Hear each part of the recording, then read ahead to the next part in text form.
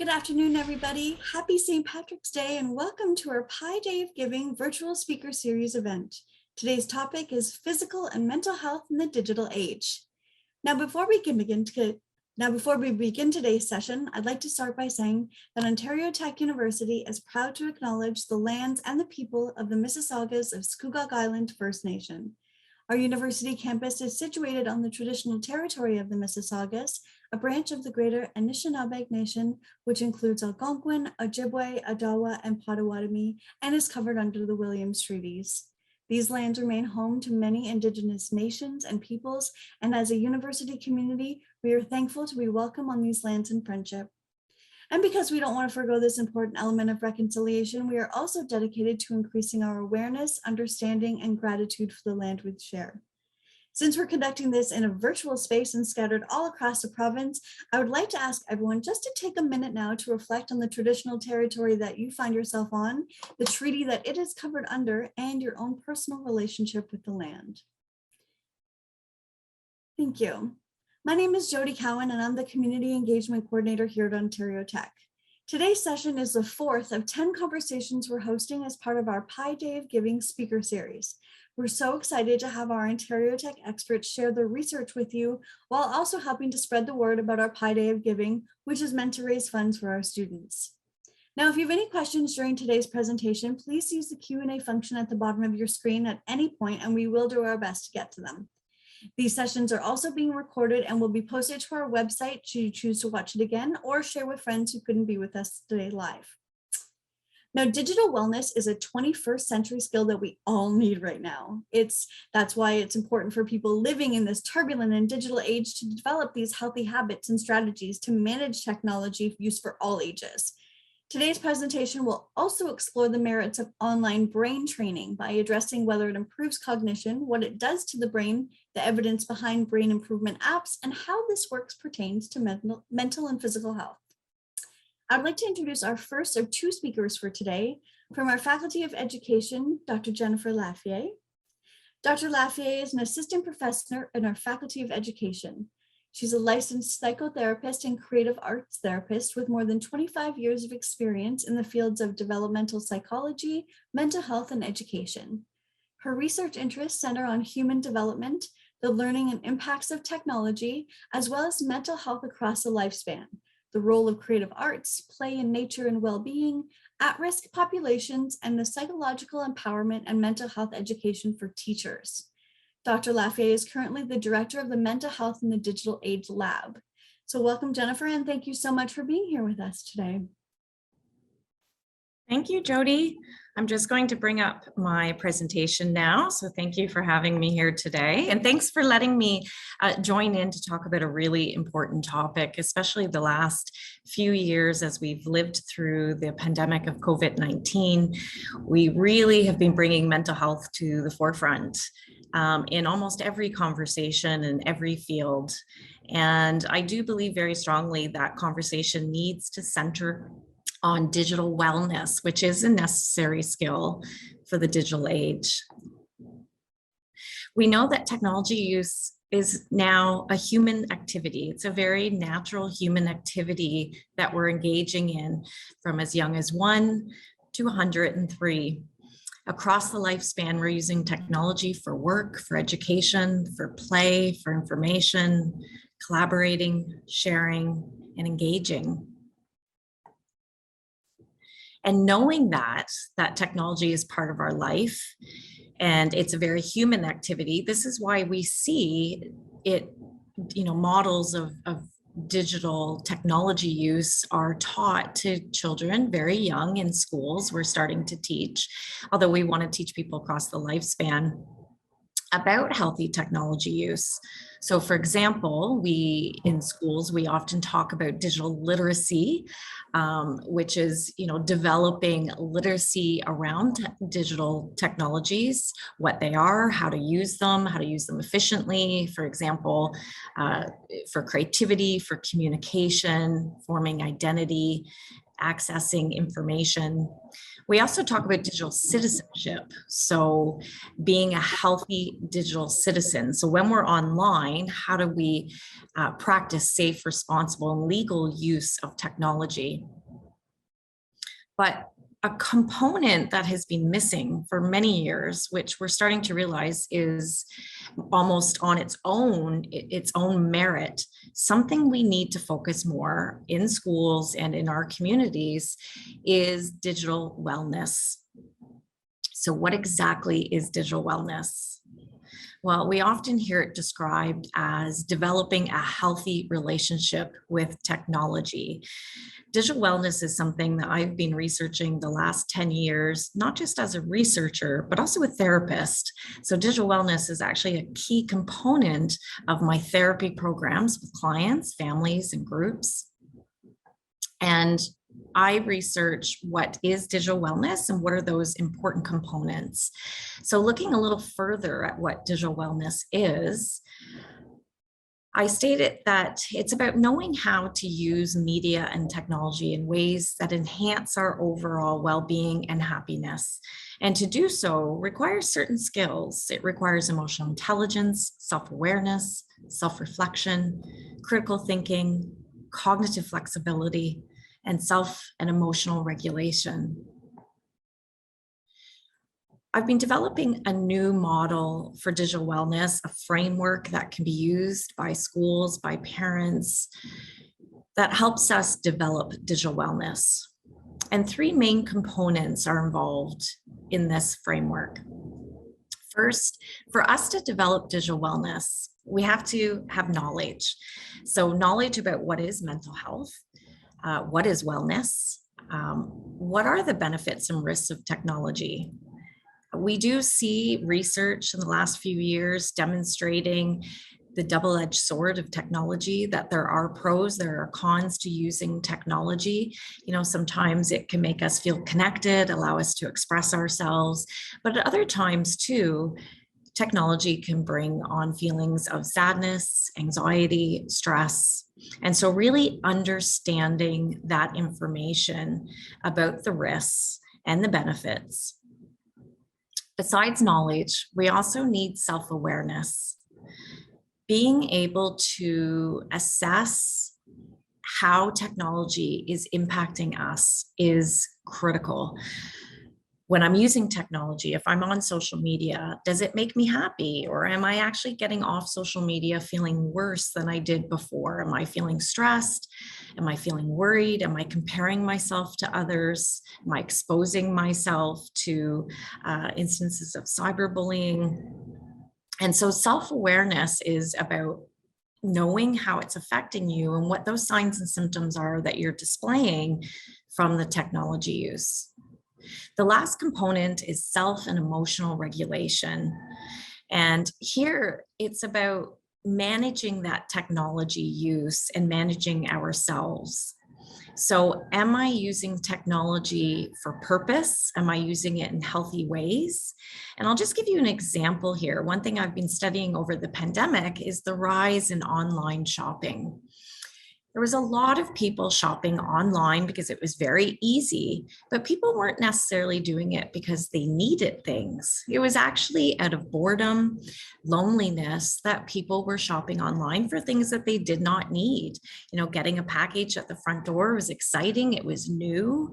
Elderly people were shopping online often too. They got to speak to someone that was coming to the door.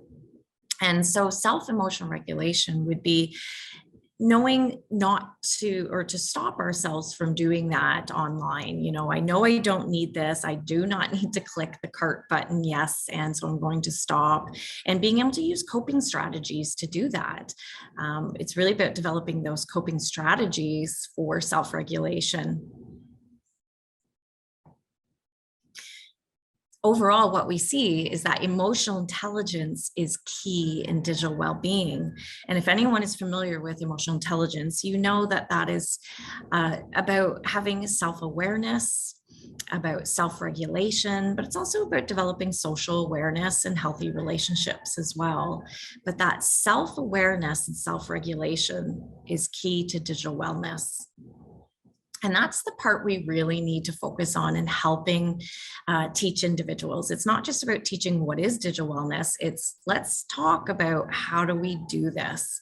And so developing digital self-intelligence requires or should involve first, education. So educating ourselves on the impacts of technology on mental health. What are the risks? What are the benefits?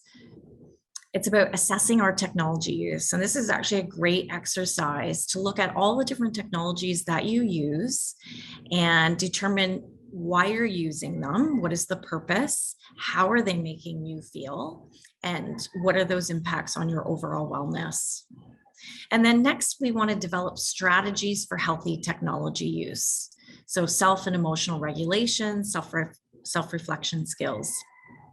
And so one example here I can give you from some recent research we did in 2020 with social media. And we found that throughout the pandemic, many people were using social media more often. But interestingly, 87% of our respondents, 1,488 respondents, said that they actually found technology use with social media was making them feel worse throughout the pandemic. There was a lot of negativity, a lot of negative news, especially people found on Facebook. And so when we talked about, emotional regulation and self-reflection skills in our follow-up groups, we talked about ways of mitigating those risks. And one of the things people could do is block out, if you have 20 news feeds on your Facebook, do you really need 20 news feeds telling you the same stories over and over? Can you just filter it to be one trusted news feed? And by sort of creating boundaries on your social media, this can be very helpful. And then finally, determine the role of technology in your life and develop a balanced and healthy approach to how you're using technology. There's a lot of great benefits to technology. So it's about finding those benefits and being aware of those risks and mitigating those risks with some healthy management tools in your life. If you'd like more information on digital wellness, you can visit me at the Faculty of Education, Ontario Tech University, and we are at the Mental Health in the Digital Age Lab. And thank you very much for allowing me to speak today. Thank you, Jennifer. It was so nice for you to be here and give us a little glimpse and snapshot into all the amazing things you're doing. Now, I will ask our participants to just hold your questions because I'm going to move to part 2 of our talk today and introduce our next speaker. And that is Dr. Bobby Stojanowski, who is a cognitive neuroscientist and assistant professor in our Faculty of Social Science and Humanities. And the overarching goal of Dr. Stojanowski's research program is to understand the links between social and cognitive development, the underlying changes in structure and function of the brain, and the role of different demographic and lifestyle factors in both children and adolescents. Dr. Stojanowski is particularly interested in the role of sleep, exercise, and brain training on various aspects of cognition, and uses various neuroimaging methods, online cognitive tests, and movie watching patterns to examine changes in brain function that coincide with sleep, cognitive and social cognitive functioning in typically developing children and children with autism. Dr. Stojanowski is the Principal Director of Developmental, Social, and Cognitive Neuroscience Lab. So thank you so much for being here, Bobby. Thank you, Jody, for the introduction and for inviting me to speak today. As someone who's relatively new to Ontario Tech, I'm really excited to share some of the work that I've been doing over the last couple of years in this talk titled Physical and Mental Health in the Digital Age, Tech and Cognition. We are let me just change slides. There we go. We're living in remarkable times. We're connected to each other 24 hours a day with access to all of the world's knowledge at our fingertips. And while there's lots of benefits and advantages to this, it can at times feel overwhelming, of course. And we just heard a wonderful talk on the importance of developing digital well-being. Now, what I want to talk about today is what I want to focus on is whether or not we can leverage tech in the digital age to improve our well-being. Now, not surprisingly, the topic of the talks today are on the digital age, the influence of the digital age on both physical and mental health. But instead of focusing on these on physical and mental well-being separately, what I'd like to talk about is how physical and mental well-being might be linked in such a way that tech in the digital age might be used to potentially improve both. Now, you might ask, what would that be? What's the thing that we can focus on that links both physical and mental well-being that we can improve on that would lead to improvements to both physical and mental well-being? And what role does tech play in this?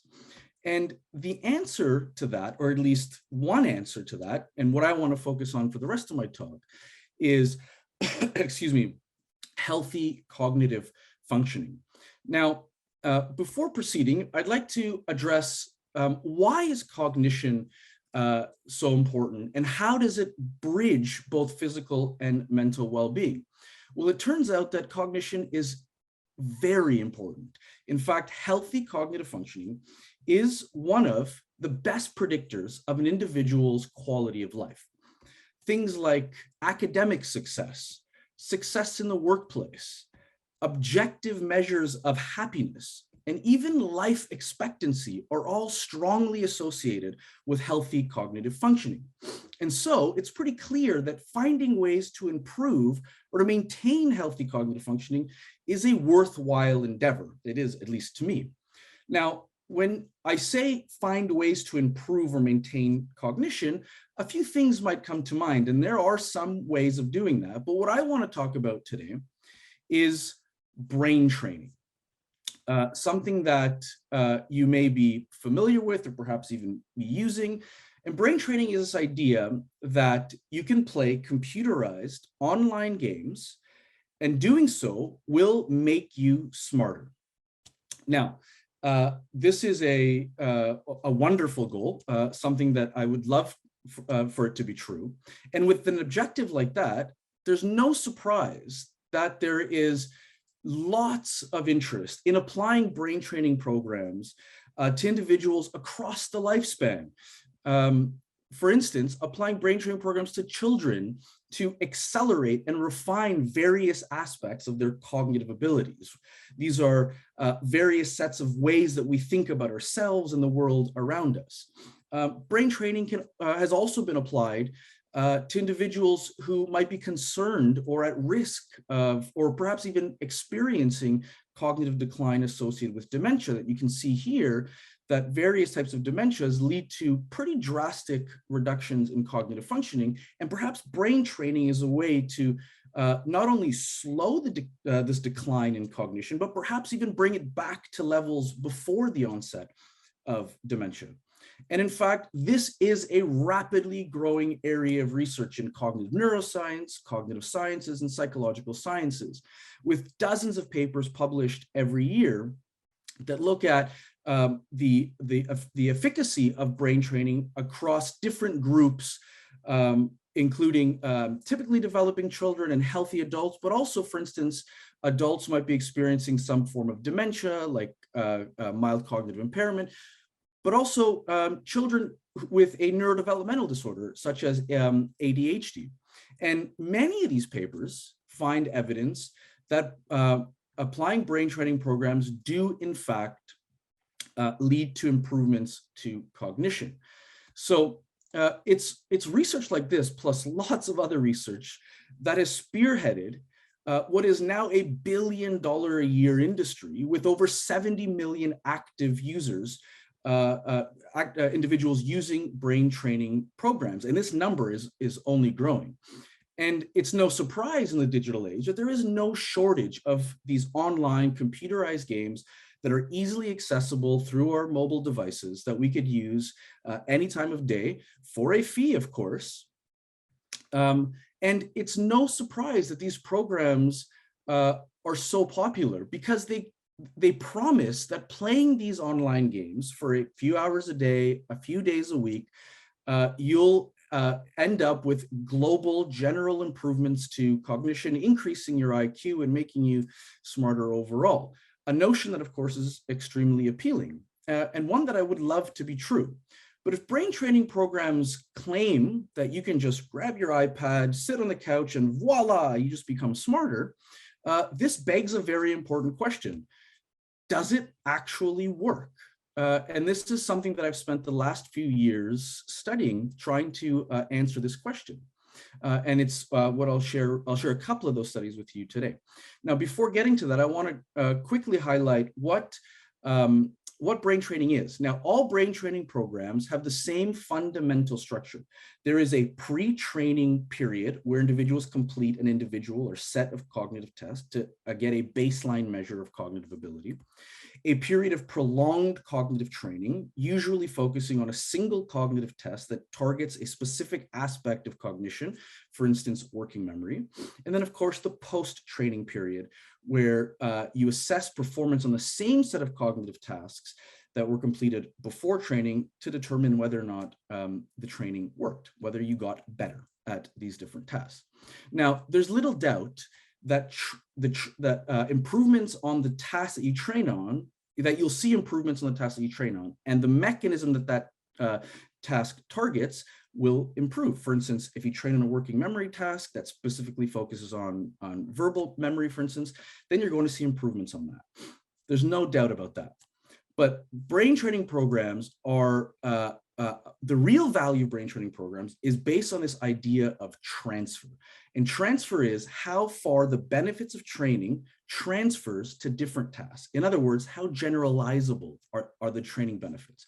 And one measure of transfer is called near transfer. And this is where you get improvements on a task that's fairly similar, not identical, but fairly similar. For instance, memory using numbers would be evidence for near transfer. But what all brain training programs are really after is this concept of far transfer, and that is improvements to a set of tasks that tap into different cognitive systems that are completely unrelated to your training tasks, right? This is the holy grail, that the farther the transfer, the more generalizable the benefits, the better the brain training program. Now, despite lots of similarities in the structure of brain training programs, there's also lots of inconsistency in terms of how these brain training programs are conducted, analyzed, and interpreted. And one inconsistency is definitions about what constitutes near and far transfer. What one paper claims to be near far transfer might be completely different than another paper. And this is in part related to what tasks are selected, right? Because the definition of transfer depends on what you train on and then what you test on. There's also inconsistencies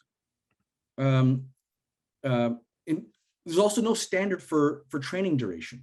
And there's lots of variability across studies for how long participants train for, a few hours for a few days or dozens of hours over many, many weeks. There's also inconsistencies about how control groups are assigned. Of course, and this is fundamentally important for brain training studies, because the only way to claim that brain training works is to show that those who brain train do better than those who don't. And another major problem is that many of these studies have small samples, which limits how generalizable they are. Now, I'm going to present to you a couple of studies that I've done over the last couple of years that tests that or evaluates the merits of brain training by specifically addressing some of the pitfalls that I just outlined. Now, one of those studies is what we call the targeted brain training study, where we select tasks based on empirical measures of similarity and provide objective and quantifiable definitions of transfer. Now, you might ask, well, how do we do that? Well, the way we did this is we used an online cognitive battery. This one's called the Cambridge Brain Sciences, and it's made up of 12 cognitive tests that measure 12 different aspects of cognition. And I won't go into details here, but I'm happy to address any questions you might have. What's important, though, is that these 12 cognitive tests can be broken down into 3 different cognitive domains using what's called a factor analysis. Now, the nice thing about factor analyses is that they provide quantifiable values for how similar each test is to every other test.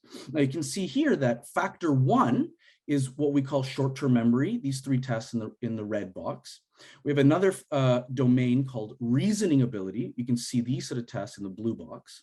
And then finally, we have verbal, the verbal domain are these three tests in the green box.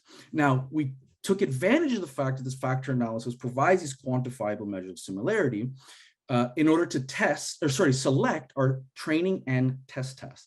So we selected the self-ordered search test. This is a simple memory test where you have to find a green ball that's hidden behind squares that moves around with every guess. And then we selected one test that belongs to the same cognitive domain, short-term memory, and improvements on this test would be evidence for near transfer, of course, because the tests are really quite similar.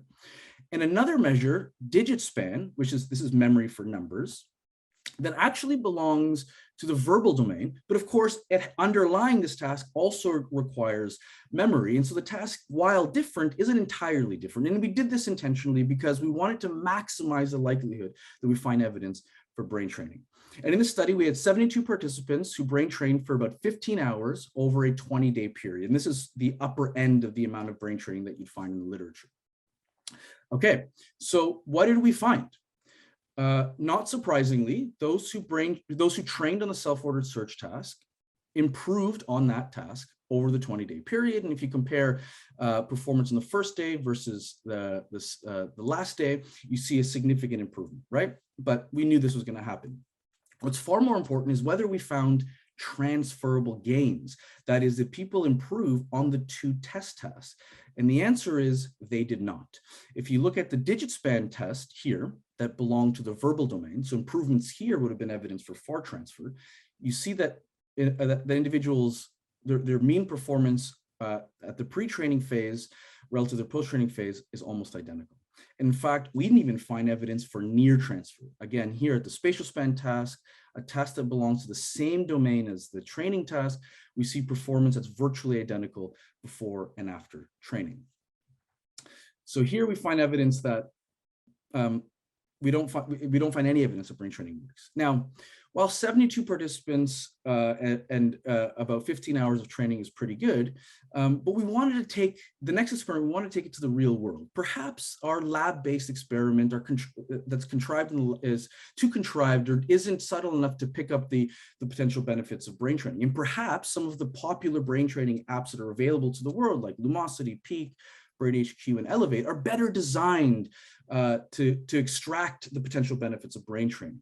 And plus, we wanted to see whether there are any benefits to cognition as in the real world as people use brain training in their daily life. And we also wanted to increase the sample size, right? Which is one of the pitfalls I mentioned. And so in this study, we recruited over 1,000 active brain trainers and 1,000 non-brain trainers. But some of these brain trainers were training for up to 5 years. And we did the exact same thing. These 1,000 participants completed the Cambridge Brain Sciences platform, and we computed their measures of cognition.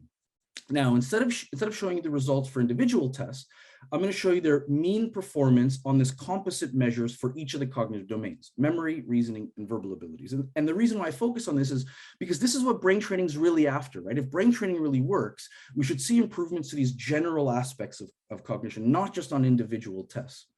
And so what do we find? Well, we would compare brain trainers. You can see here the bar on the left versus non-brain trainers on the right. We see virtually no difference between the two groups on the three cognitive domains. And in fact, if we plot cognitive performance as a function of how long participants brain trained, we find no difference. We find no relationship at all. The line here, as you can see here, is completely flat. No matter how long you've been brain training, and some of whom have been training for 5 years, participants are not better or improving in their cognitive functioning. So I've shown you a couple of studies where we try to assess and evaluate the merits of brain training in the lab, but also as it applies in the real world, and we find very little evidence. So let's tie this back to the question that I originally presented: can we leverage tech in the digital age to improve our well-being? Well, the answer is maybe, probably, but it won't be through brain training. I hope I've convinced you through some of the evidence I've presented that there is no evidence for brain training. Now, I do want to highlight that this is a single slice of a larger puzzle. We're looking at healthy young adults. and using brain training as it's sort of commonly defined. And in that context, we find no evidence for brain training. But what about all the studies that I mentioned earlier that did find benefits using different brain training programs? Well, it turns out if you dive into those studies and look at some of the pitfalls that I had listed, it turns out that there's still lots of controversy. And for every study that finds evidence for brain training, there's an equal number of studies that find no evidence that it works at all. And so I want to conclude by saying these brain training programs aren't what they seem, and they provide these large global claims that your IQ and you become totally smarter by doing these programs. It turns out that there isn't much evidence for it. And I want to conclude that many individuals, myself included, are always looking for a magic pill to improve our cognition or physical or mental well-being. But when studying something or thinking about something as complicated as cognition, finding ways to improve cognition, that'll never come in the form of a magic pill. And what I suggest is that we move past this current definition of brain training and instead find novel ways of leveraging tech to improve cognition. So on with the colleagues that I've worked on in this study and funding agencies, and thank you for listening. Thank you so much, Bobby. That was a nice little snapshot into what happens with our brain and brain training. And I do want to talk about one really cool thing, and I think it's on the top of everyone's mind when we talk about finding digital technologies to help with that kind of stuff. Everybody is playing Wordle. Everyone is playing these brain teaser games. Do they help? Is that something that is definitely helping with that? Like, is that something is it helping our brains stay sharp?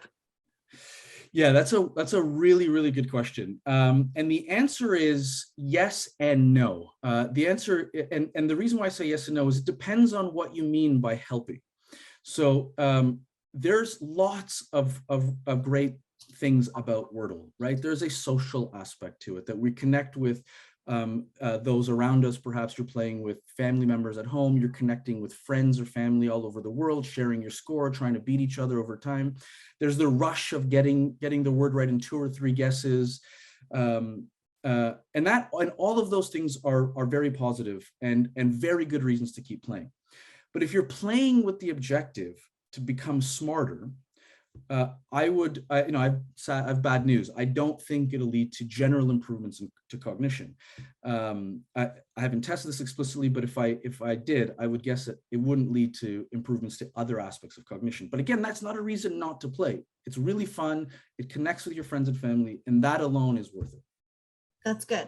Now, many of our graduates are lifelong learners. A lot of our community members are taking part in like these micro-credentials that we're offering here at Ontario Tech. And we know that the pandemic has many people to upskill and think about new careers. So do you have any key tips for people who are maybe feeling like their brains are like out of practice or like a little bit slower than they used to be as they're coming back into like venturing into new topics and taking on new challenges? Is that a question for me? Yeah, sure, Bobby. You and Yeah. Jennifer, if you have something to add to that, that's great too. Yeah, so I think taking new courses, taking micro-credentials is a wonderful way to keep cognitive systems sharp, to learn new things, to apply new skills. All of these are very valuable. And oftentimes I'm asked, well, are there any brain training programs that work? And the answer is yes. And that program is called School. School's really the only program that we know that leads to global generalizable improvements to cognition. And it's probably because it takes a lot of effort. It's rich in variety. There is a social component to it. And when you integrate all of these things, you get to, you help improve cognition. Awesome. Jennifer, I'm going to volley one over to you now. You talked a lot about ways that we can develop healthy habits and digital wellness. Is social media hiatus, like a digital detox, is that something that people should be doing? Is it something that we should kind of like adopt into like a weekly, monthly kind of cycle? Or is it something, we know our brains best, we know our own minds best, you do you, I'll do me kind of thing? Or is there like something where we should be doing, like no tech Saturdays or, something like that? Yes, and we do we look at that from a few different perspectives, research-based, but also sort of therapeutic-based, looking at recommendations for clients.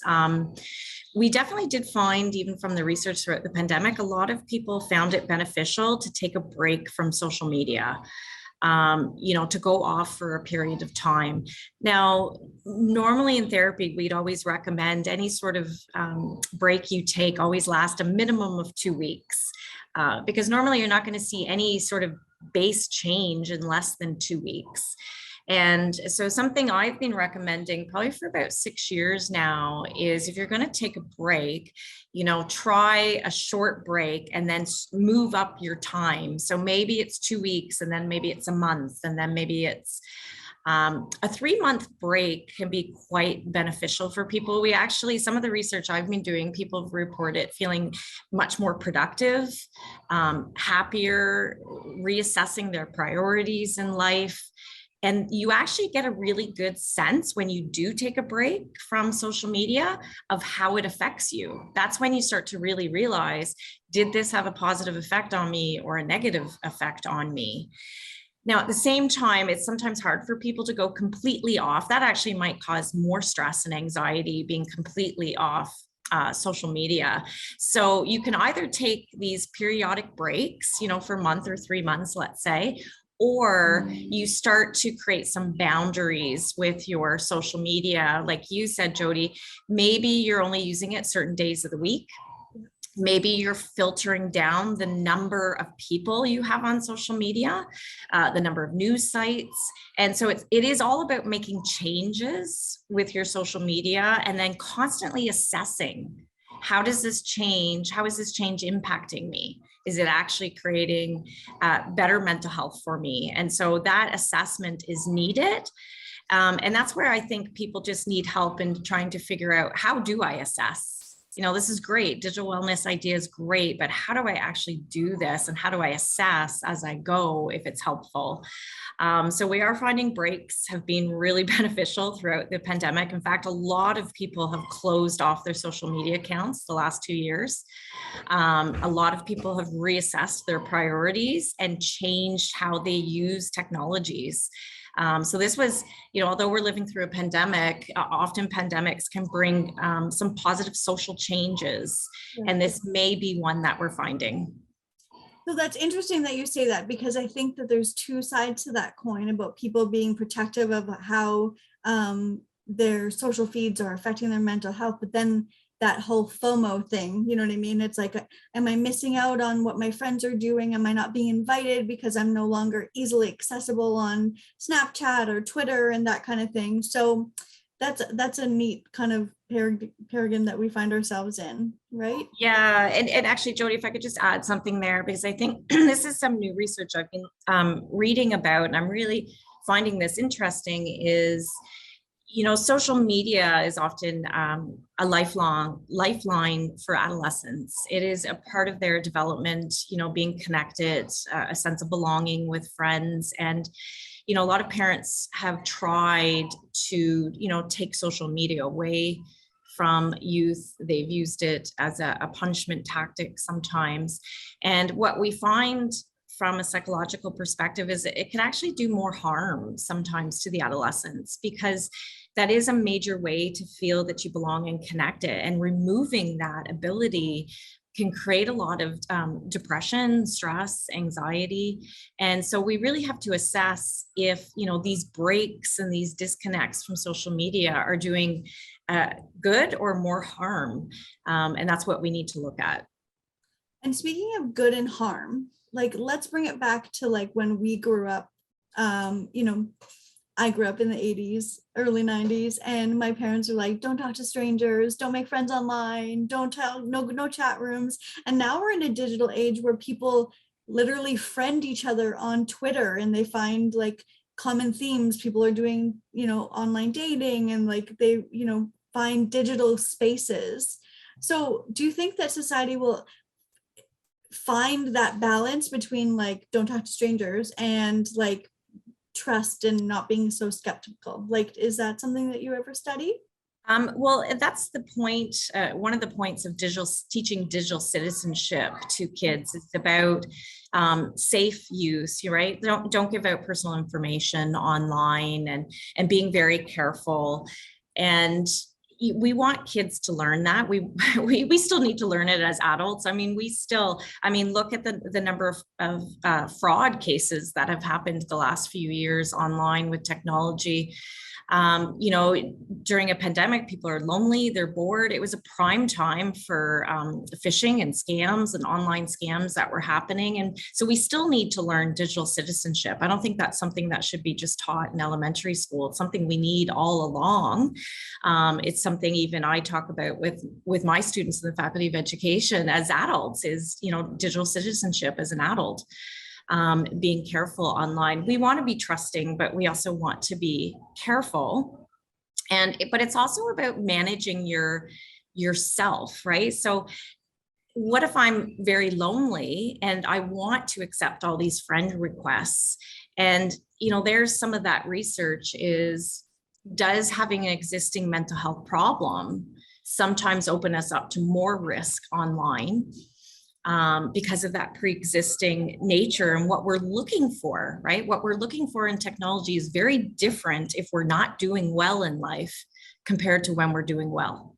How we use technology is different. And that's where I try to support often with clients in therapy is I try to support that healthy relationship with technology and understanding how you're feeling and how and why you're using technology.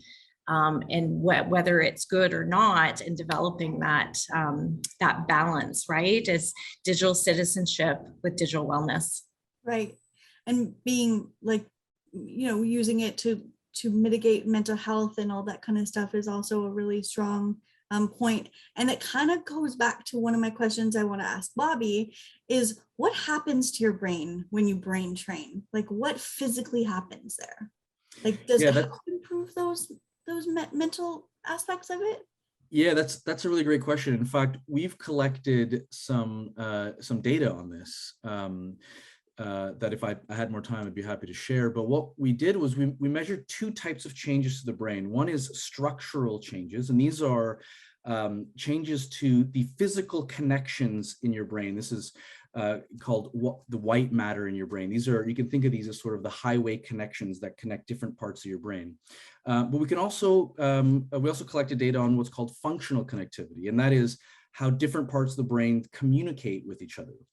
And what we find is that one, brain training does in fact change the structure and function of your brain. Mm-hmm. Now, what's interesting though is that when we had two groups of individuals train on two completely different tasks, the changes to the structure and function were completely different. But the changes for both groups were associated with performance on the cognitive tasks that they measured, that they completed. And so what this says to us is that, so first is that learning and practice and training does in fact lead to structure and functional changes of the brain, although it's still unclear how long these changes last. But what's important is that the changes are distinct and are dependent on the task that you train on. And for us, what that means is that there is no bridge that would allow for this idea of transfer, this idea of generalizable improvements, because the mechanisms are really linked or yoked to the task that you're completing. And we hypothesized that if training was ever possible, that there would be overlapping neural mechanisms between the different tasks, which would allow for a bridge to go from improvements in one might spill over to improvements in another one, because the same neural mechanisms are at play, but we didn't find evidence for that. Oh, all right. Well, that's very interesting, Bobby. I have one final question, and I can pose it to both of you, and because you're both coming at this from slightly different angles, but it's a question that's, really prevalent in this day and age. Do you think that there are ways that corporations can change the way they digitally advertise to both better reach a consumer and take mental health into account at the same time? Kind of a hard one there, wasn't it? That's a great question, Jody. Yes. So when we think about, the way we advertise and media, just the use of media and the connection to mental health, I think we've seen some advancements. When you think about, look at YouTube now, for example, when you're on YouTube and you're about to watch a video that's maybe harmful or distressing, they'll give trigger warnings. A message will come up saying a trigger warning. And I think that's great. I think that's responsible media development. Because we have such a strong link between media and mental health, we have to be calling for more measures from sort of agencies to put in place some guidelines of, what are we sharing on media? What are we doing? There has to be more responsibility there, especially now as we're seeing, for example, one area I research is trauma, so trauma-informed practices. And, we have a lot of younger children who can be traumatized from things they see on TV, on Snapchat, on videos, because they're just not cognitively, emotionally ready for the things they see and they hear. And yet, when you look at these media outlets, they're actually geared towards those ages. And yet these kids are showing signs, they're coming in, they're being referred for mental health care with signs of a trauma reaction based on what they've seen or read. So as we're learning more about this, we're seeing, yes, we need to focus on this more. We need to have more conversations on how, what role does the media agencies play in supporting mental health and mitigating those risks? Yeah, so I completely agree. I think, and there's some research showing that a lot of social media platforms are more likely to share negative or contentious news because it leads to more clicks and more shares, and which just leads to an angrier, sadder user base. But your questions actually is, and I'm going to answer it through the lens of brain training, of course. And your question is one of the reasons I actually got interested in brain training. So one is sort of I'm interested in what happens with learning and are there ways to improve cognition, what happens to the brain. But the other is that a lot of these brain training programs make promises that they cannot keep. And these brain training programs have huge user bases, millions and millions of users, billions of dollars, that target very specific groups. For instance, older individuals who might be worried of experiencing cognitive decline and are perhaps more likely to pay that fee, in part because of their worry, but also because they might be more financially stable to do that. But again, these programs are making promises they can't keep. And I try to produce the science, and in that last study, I target specifically 4 of the major brain training programs: Lumosity, Peak, Elevate, so on and so forth. And what I would love is for these programs to acknowledge the existence of this work and be more honest about what their programs are offering. That's great feedback. That's right on what everyone would really wish that they would be, deliver on your promises. That's what all consumers want businesses to do that though, don't we? Exactly. Well, thank you guys so much for being here today and giving us a great snapshot into how our bodies and minds function and all these tips and tricks on how we can be mentally healthy and digital wellness in this digital age. So I really appreciate you both being here and sharing your expertise with us today. Thank you. Thank you for having us. Thank you. Thanks for having us. As you guys know, this is our 5th annual Pi Day of Giving, where we celebrate the infinite possibilities for our students here at Ontario Tech. These past 2 years have been a little bit difficult on everyone, and our students are still feeling the effects of this pandemic. So I really hope that you will make a gift in support of our Student Relief Fund to help students who are experiencing financial need. All donations will be matched dollar for dollar thanks to our Matching Funds program. Our Student Relief Fund has already provided more than $500,000 to students in need, and that's in addition to our regular scholarship and bursary program.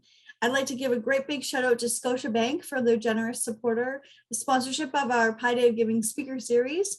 We still have a lot to share over the next week and a bit. So some really great upcoming topics are CSI at Ontario Tech, upskilling with micro-credentials, and one that's called Wicked Problems and Other Worries of the World. And I think that's bound to be a great one. So you can find out more information at ontariotechu.ca/Pi Day.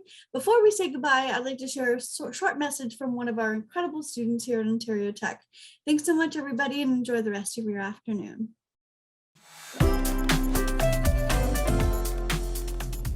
There's a celebration going on at Ontario Tech. For the past 5 years, we've been coming together on March 14th on Pi Day of Giving in support of Ontario Tech students. There are infinite reasons why students choose to study here, why alumni are proud to have graduated from here, why professors continue to teach here, and why staff come to work here every day.